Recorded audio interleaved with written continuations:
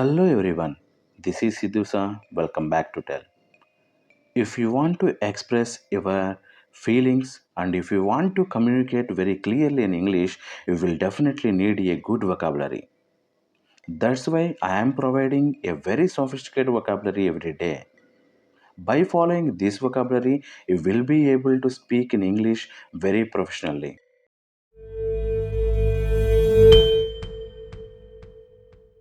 ఈరోజు first word రికానసెన్స్ పర్యవేక్షణ, నిఘా.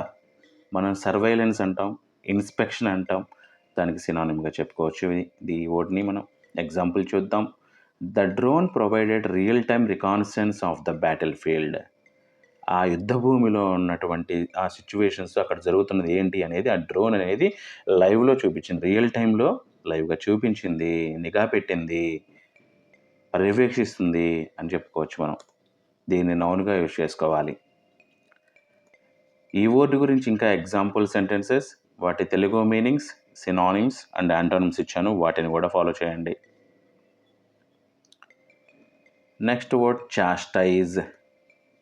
గట్టిగా చివాట్లు పెట్టడం, తిట్టడం, అరవటం, ఇలాంటివన్నీ చెప్పుకోవచ్చు మనం.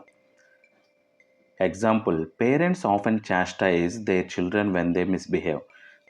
పిల్లలు మిస్బిహేవ్ చేసినప్పుడు, తప్పుగా ప్రవర్తించినప్పుడు వాళ్ళ తల్లిదండ్రులు వాళ్ళని తిడుతూ ఉంటారు, తరచుగా తిడుతూ ఉంటారు. దీన్ని వెర్బ్గా యూజ్ చేసుకోవాలి. ఈ వర్డ్ గురించి ఇంకా ఎగ్జాంపుల్ సెంటెన్సెస్, వాటి Telugu meanings, synonyms and antonyms ఇచ్చాను, వాటిని కూడా ఫాలో చేయండి. Next word dissimulation. ఒకళ్ళు వాళ్ళు ఆలోచించాలి, వాళ్ళ భావాలను, వాళ్ళ ఉద్దేశాలను దాచిపెట్టి బయటికి ఇంకొకలాగా ప్రవర్తించడం అనమాట. దాన్ని మనం డిస్సిమ్యులేషన్ అంటాం. Example, the politician's dissimulation was so subtle that few noticed his hidden agenda. Politician యొక్క డిసిమ్యులేషన్ అంటే అతని యొక్క దాచిపెట్టుకుని లోపలికి ఒకటి దాచిపెట్టుకొని బయటకు ఇంకొకలాగా మాట్లాడుతున్నాడు. ఆ సూక్ష్మమైన దాన్ని అతను కొంతమంది దాన్ని నోటీస్ చేశారు. అంటే అతను లోపల ఏమనుకుంటున్నాడు అనేదాన్ని కొంతమంది నోటీస్ చేయగలిగారు. దీన్ని నౌన్గా యూజ్ చేసుకోవాలి. TIONతో ఎండ్ అయింది కాబట్టి ఖచ్చితంగా నౌనే అవుతుంది అది. ఈ వర్డ్ గురించి ఇంకా ఎగ్జాంపుల్ సెంటెన్సెస్, వాటి Telugu meanings, synonyms and antonyms ఇచ్చాను, వాటిని కూడా ఫాలో చేయండి.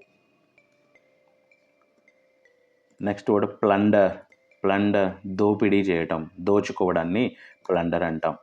Example, the invaders plundered the village taking everything of value.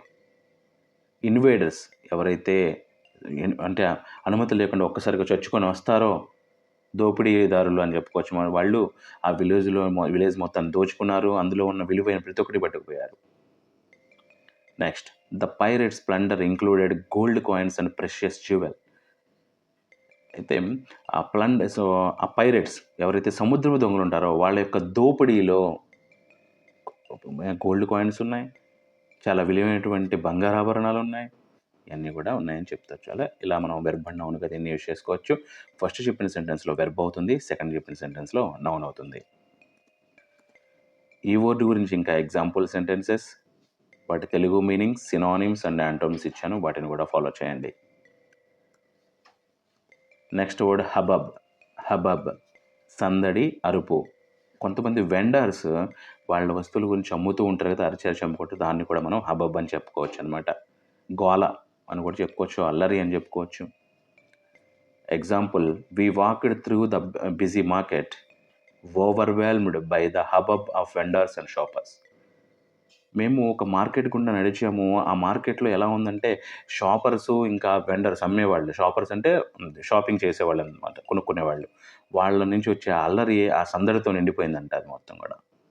Overwhelmed అంటే మొత్తంగా మునిగిపోవడం అనమాట, చాలా ఎక్కువగా ఉండిపోవడం దాంతో. దీన్ని నౌన్గా యూజ్ చేసుకోవాలి. ఈ వర్డ్ గురించి ఇంకా ఎగ్జాంపుల్ సెంటెన్సెస్, వాటి Telugu meanings, synonyms and antonyms ఇచ్చాను, వాటిని కూడా ఫాలో చేయండి. సో ఈరోజు 5 వర్డ్స్ అయితే ఫినిష్ అయ్యాయి. ఎవ్రీడే నేను మీకు ప్రొవైడ్ చేస్తున్న వొకాబులరీని మీ కమ్యూనికేషన్లో యూజ్ చేస్తూ ఉండండి. మీ ఇంగ్లీష్ ప్రొఫెషనల్గా మారుతుంది. మీ డౌట్స్ అండ్ రిక్వైర్మెంట్స్ ఏమైనా ఉంటే కామెంట్స్లో అడగండి. యాజ్ సూన్ యాజ్ పాసిబుల్ వాటికి రిప్లై ఇస్తాను. So that's for today, signing off.